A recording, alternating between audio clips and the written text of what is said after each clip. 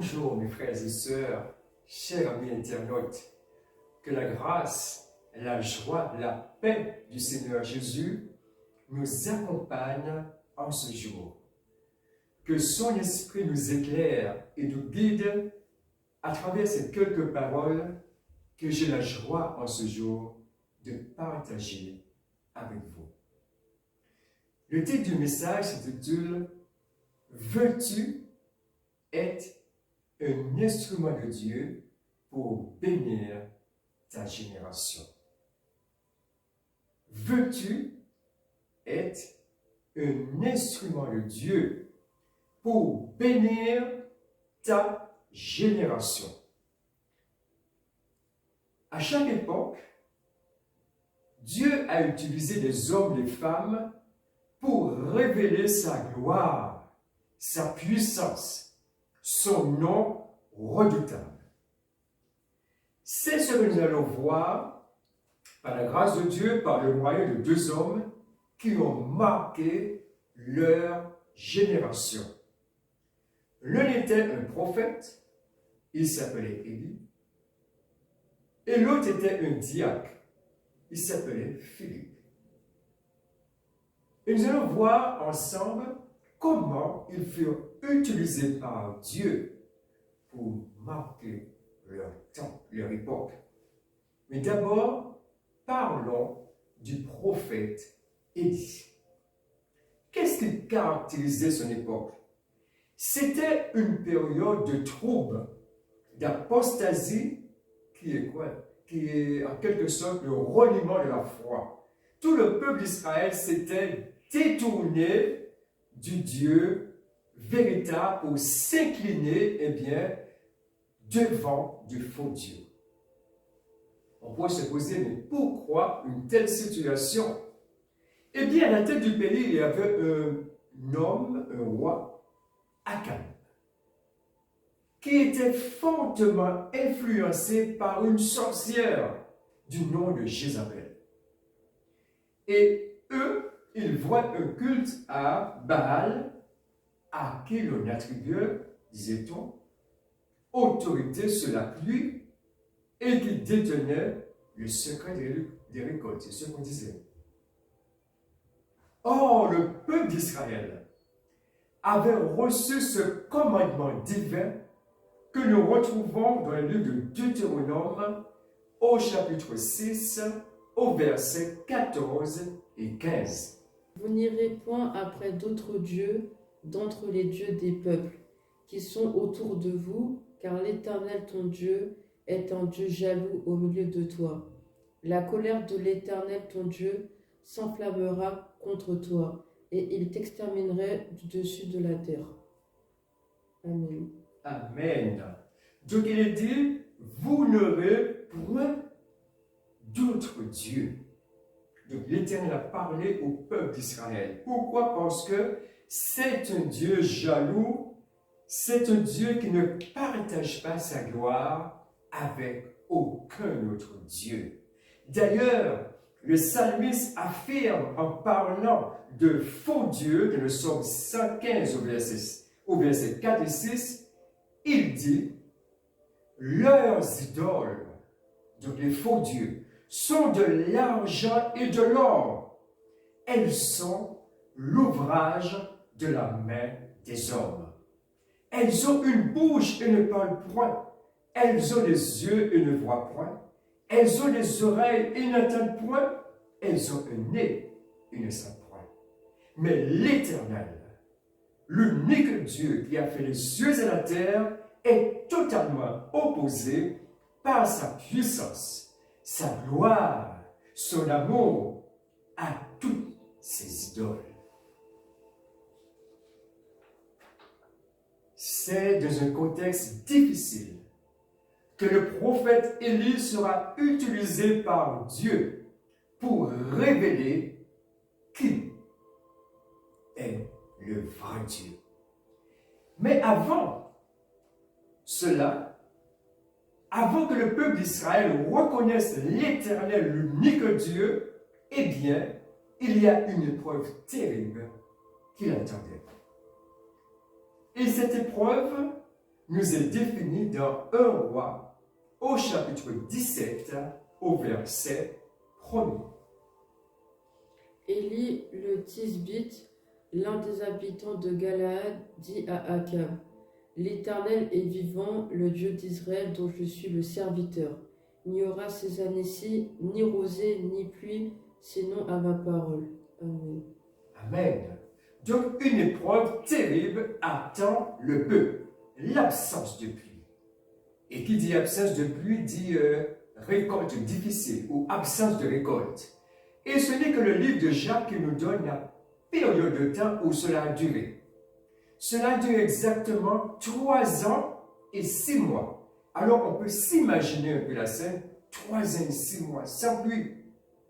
Donc pas de récolte, donc le peuple est de désarroi, c'est la famine et toutes les conséquences d'absence de pluie. Donc c'est dans un tel contexte que Élie arrive.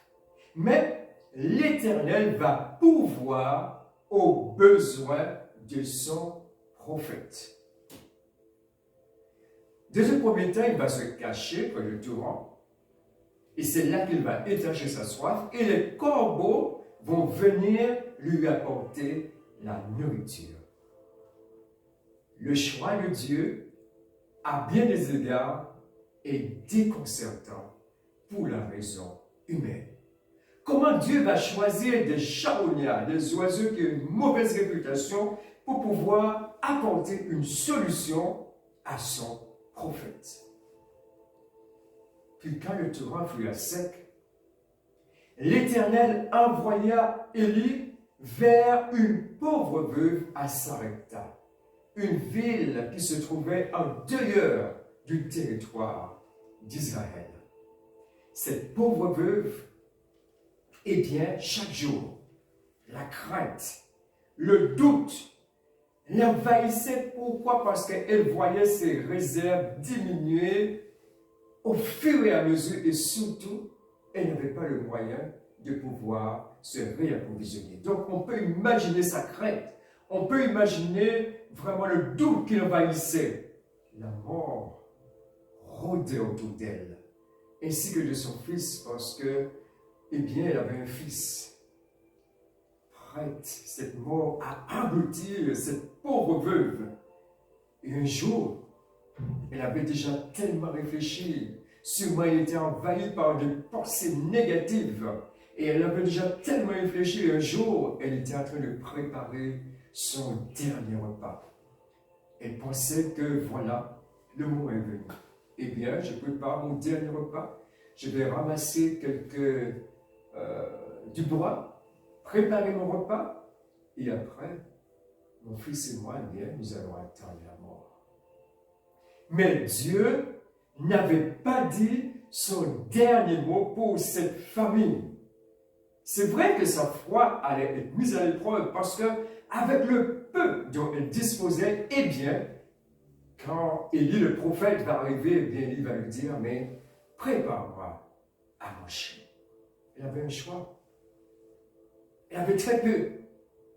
Mais on va voir que, avec le très peu qu'elle avait, le Seigneur a réalisé un exploit, a réalisé un miracle pour cette femme. Et situation paradoxale, Israël, en se confiant dans le faux Dieu, Baal, connaît la faim et la soif. Mais cette femme, eh bien, elle a donné le peu qu'elle avait et elle a fait confiance à Dieu. Et nous avons vu comment, et nous allons voir comment Dieu a pourvu d'une manière extraordinaire. Et la vie, l'environnement de cette femme a changé. Au lieu de la tristesse, elle éprouva de la joie. Au lieu d'un esprit abattu, elle avait un vêtement de salut. La mort qui rôdait autour d'elle, eh bien, a laissé la place à la vie. Car Dieu, d'une manière extraordinaire, par un miracle, a pourvu aux besoins de cette femme. L'huile qui était dans la cruche ne s'épuisait pas. Et la farine qui était dans le pot ne manquait pas. Parce que Dieu est intervenu pour cette femme. Et c'est une situation parallèle que nous trouvons dans les évangiles où une foule était venue écouter Jésus. Parce que lorsqu'il parlait, eh bien, quelque chose bougeait. Il ne parlait pas comme les autres, mais il y avait la vie de sa parole. Et des foules étaient venues l'écouter. Mais à un moment donné, lorsqu'ils ont écouté le Seigneur, eh bien, les heures passaient et la nuit commençait à arriver. Et le peuple n'avait pas assez de force pour retrouver leur domicile. Alors Jésus va dire à ses disciples, donnez-leur à manger. Mais parmi cette foule, il y avait un petit garçon qui était un jeune garçon, plus prévoyant que les autres. Il avait apporté seulement 7 pains et 2 poissons. Et sa foi aussi était mise à l'épreuve, mais il va donner le peu qu'il avait au Seigneur. Et Jésus, après avoir rendu grâce, il a prié. Et ces 5 pains et 2 poissons ont suffi par la puissance du Seigneur Jésus, eh bien, à nourrir 5 000 hommes. Et en plus de cela, ils ont été rassasiés. Il y avait encore des restes. Et de ces restes, eh bien, ces restes ont rempli plus de 11 paniers. Donc on voit la puissance de Dieu. La puissance du Seigneur Jésus avec le peu que nous avons, comment il peut utiliser ce peu pour montrer, pour révéler sa puissance et révéler sa gloire. Jésus n'a pas changé. Jésus est encore aujourd'hui et le sera demain, comme il a été hier, le Dieu des miracles. Il suffit d'avoir la foi en lui et dans ses paroles. Pourquoi? Parce que la foi, c'est le canal qui donne accès à la présence de Dieu.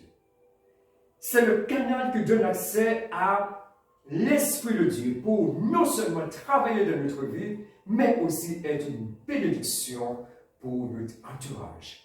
Être une bénédiction dans la génération où nous vivons.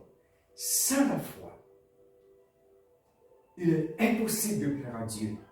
Et sans la foi, eh bien, le miracle de Dieu ne se produit pas. Il faut croire en Jésus et à la puissance de sa parole. Car il est le même hier, aujourd'hui et éternellement. Mais retournons au prophète Élie. Le moment arrivait où le prophète Élie allait défier tous ces faux prophètes de Baal, qui étaient des centaines. Il allait les défier sur le mont Carmel. Si le prophète Élie les affrontait, ce n'était pas pour s'enorgueillir, ce n'était pas pour montrer ses muscles, mais pour montrer, pour révéler qui est le vrai Dieu, pour montrer la gloire du Dieu véritable. Et ainsi, Élie va rassembler tous ces faux prophètes et va dire au peuple aussi de se rassembler. Et ces faux prophètes vont le premier commencer à préparer leur sacrifice. Ils vont invoquer leur faux dieu Baal, qui, disait-on, devait normalement répondre, puisqu'il était le dieu, eh bien, de l'orage. Il était le dieu de la pluie, donc, en principe, 400 prophètes en train de prier, eh bien, ils devaient répondre. Mais vous savez, cela a duré toute la journée. Ils ont invoqué leur Dieu, ils ont commencé à danser, ils ont commencé à faire des cultes démoniaques. Mais rien ne s'est produit. Ils ont commencé à se faire des incisions, du sang a coulé. Mais rien, des heures et des heures sont passées, mais rien ne se fit. Alors, le soir, Élie dit au peuple encore de s'approcher.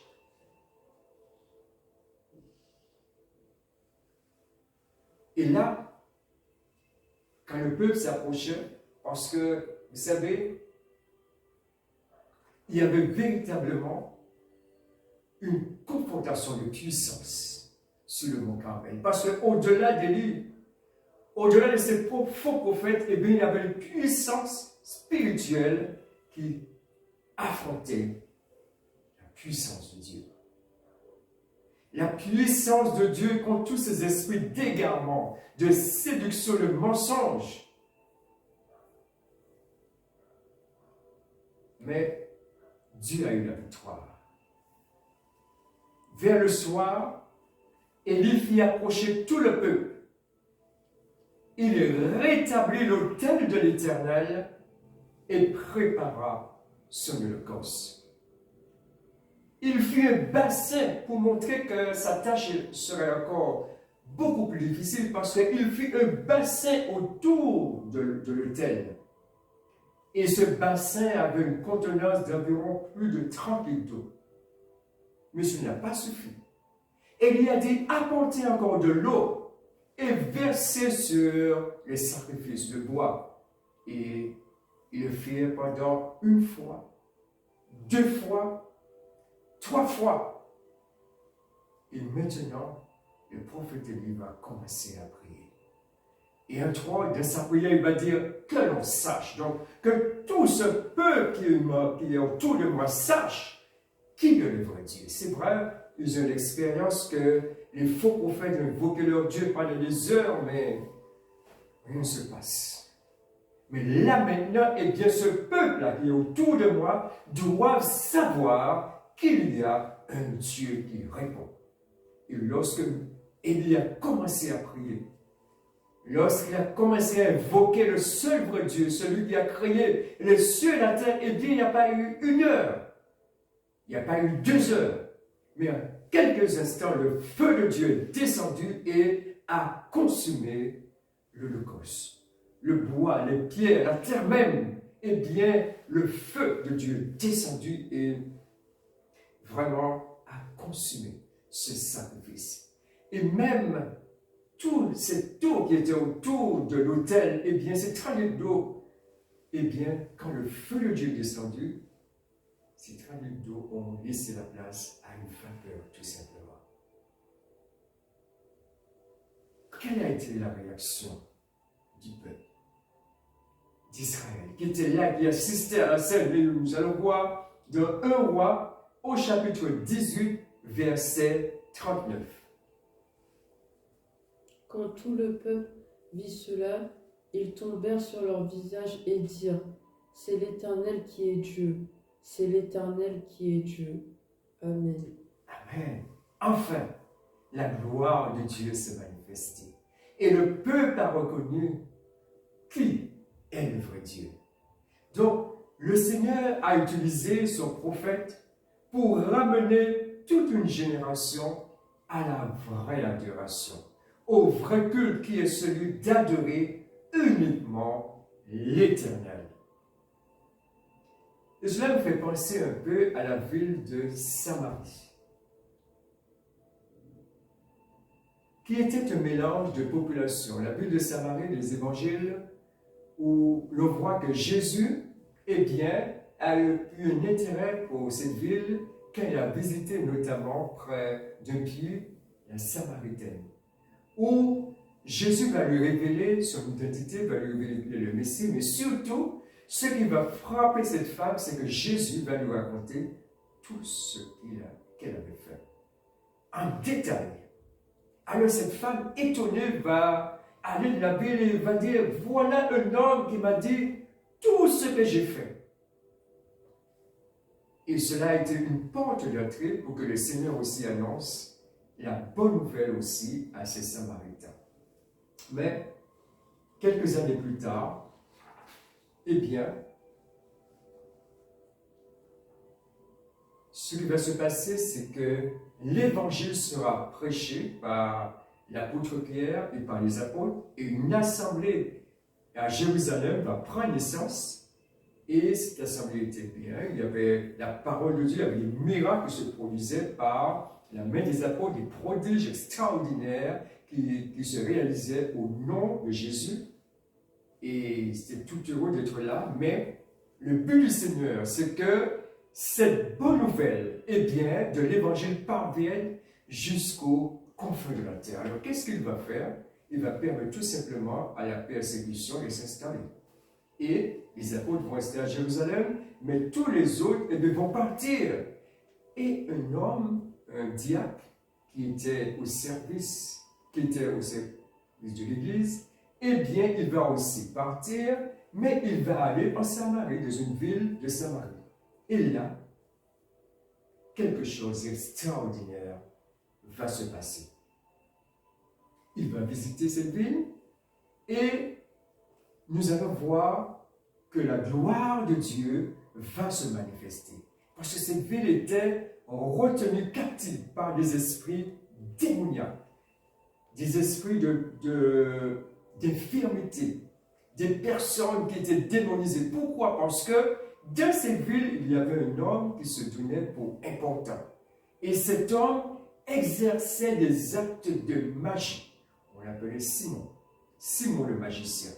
Et il dit que le plus petit jusqu'au plus grand était de l'admiration de ce qui se faisait.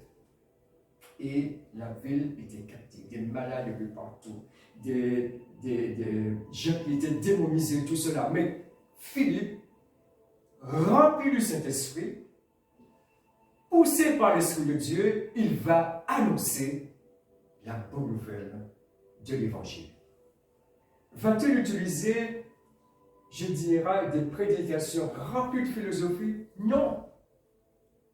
Va-t-il utiliser des prédications remplies de sagesse humaine? Non. Voyons ce qu'il va faire dans le livre des Actes des Apôtres, au chapitre 8, au verset 7, que je vais vous citer. Philippe étant descendu de la ville de Samarie, il prêcha le Christ. Simplement, il prêcha le Christ. Donc, Philippe apporta à la connaissance des habitants de Samarie un autre nom. Tout le temps, ils étaient de Simon par là, Simon par là, Simon par là. Mais là maintenant, quand Philippe est descendu, ils ont entendu un autre nom, qui est le nom de Jésus. Donc, Philippe apporta à cette ville de Samarie la bonne nouvelle de l'Évangile. Il y a dans la prédication de l'Évangile une puissance capable de restaurer les cœurs brisés. Il y a dans la prédication de l'Évangile une puissance capable de guérir, capable de donner la vie en abondance, capable de changer les circonstances. Parce que l'Évangile, c'est une puissance de Dieu pour le salut de quiconque croit. Romains 1er, verset 16. Il y a dans l'Évangile un nom puissant, un nom tellement puissant, capable de donner la vie, de changer les circonstances autour de nous, capable de changer notre cœur, et c'est le nom de Jésus. Alors on pourrait dire, mais pourquoi le nom de Jésus est-il aussi puissant? Le nom de Jésus est puissant. Je vais vous donner quelques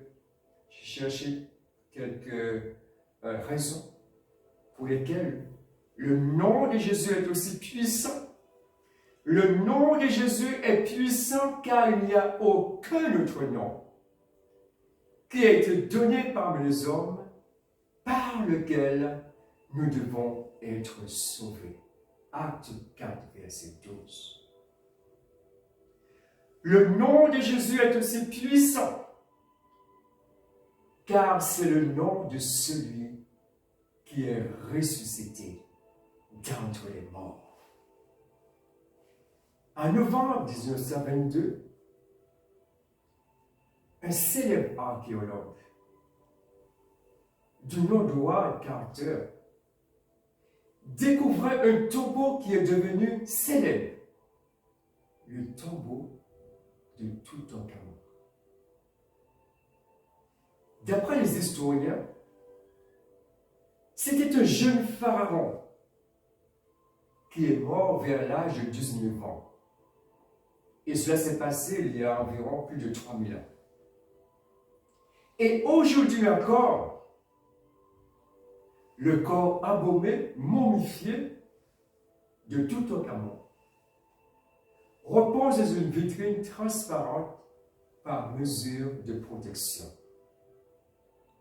Et lors des expositions qui ont lieu dans le monde, certains hommes ont pu voir une partie de son corps, sa tête, ses pieds.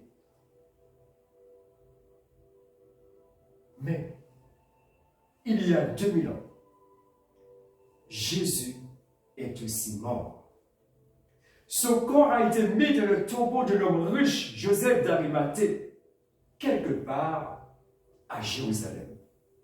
Mais aujourd'hui, aucun archéologue, si grand soit-il, même s'il ferait des fouilles minutieuses, centimètre par centimètre, ne pourrait pas découvrir le corps de Jésus-Christ. Pourquoi? Parce que ce corps n'est pas resté dans le tombeau.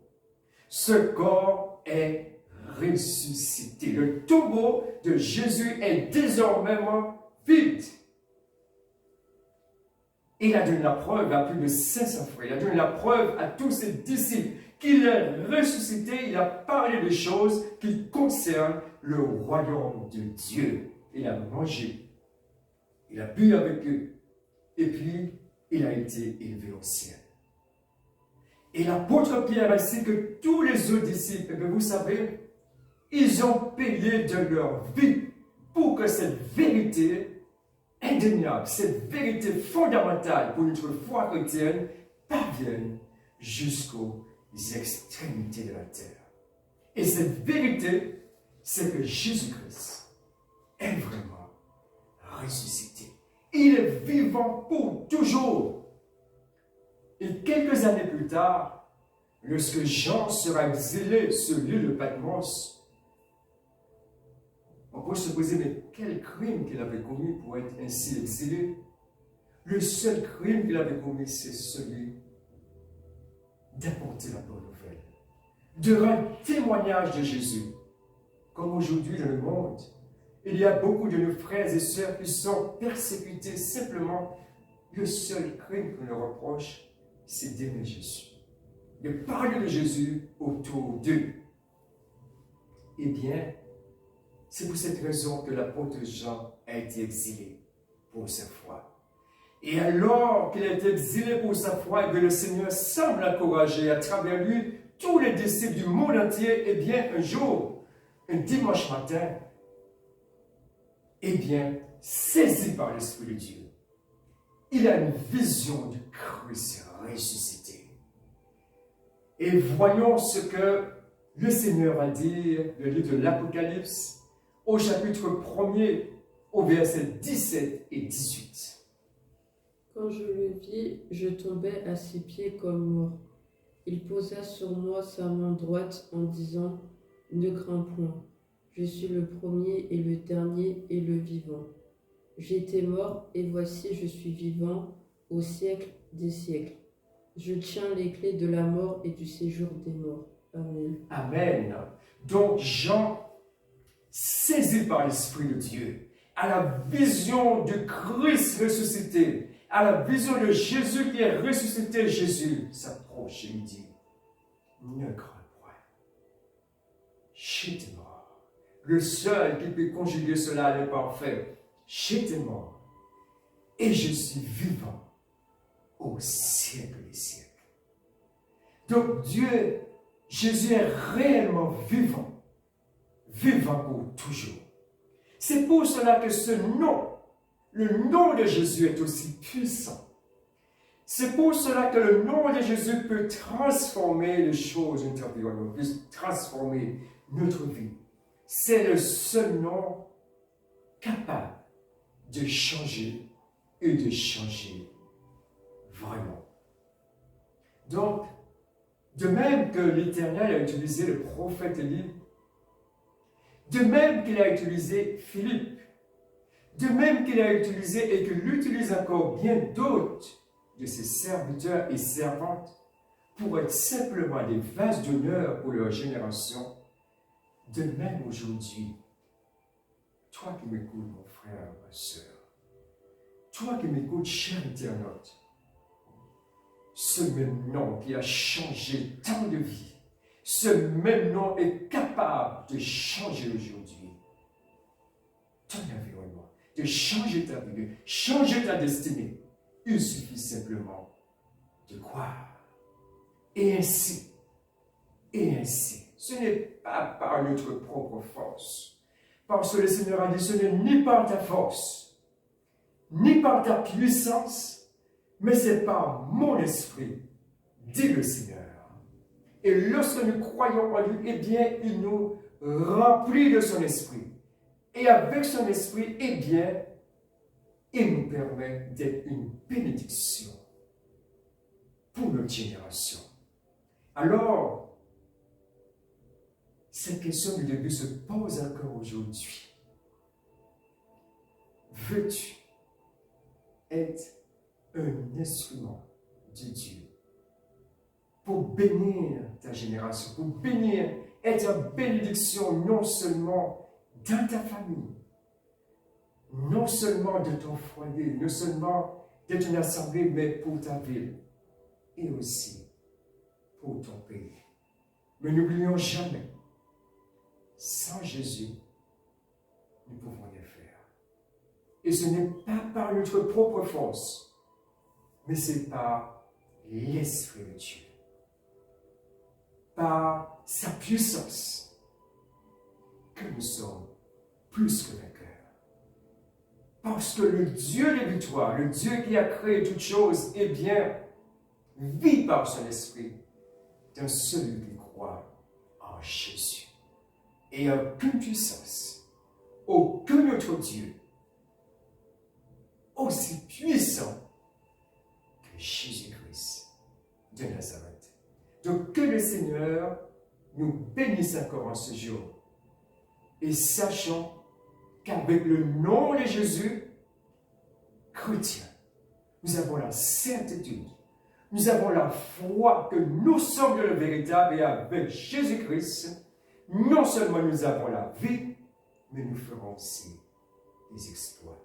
Alors que son nom soit béni et que toute la gloire soit à lui, soit à celui qui porte le nom qui est au-dessus de tous les noms, Jésus-Christ de Nazareth, devant lequel tout genou fléchira, dans le ciel, sur la terre et sous la terre. À notre Dieu soit toute la gloire.